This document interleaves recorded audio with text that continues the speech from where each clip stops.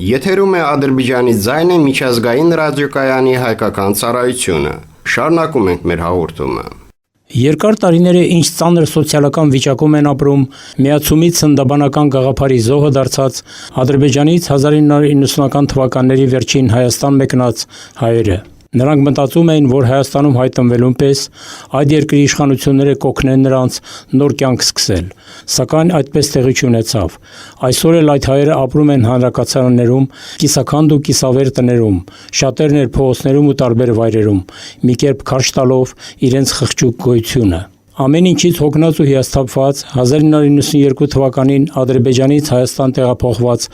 Սաթիկ Շուշանյանը եկել էր կառավարության շենքի առջև։ Ամեկ+ի հետ զրույցում կինը նշել է, որ արդեն 30 տարի է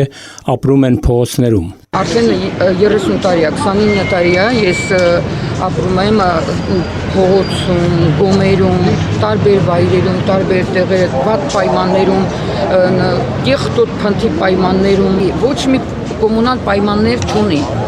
Ահա որ սարսափելի ամբողջ օրը վիրահատված սառը ջրերի մեջ պայման չկա,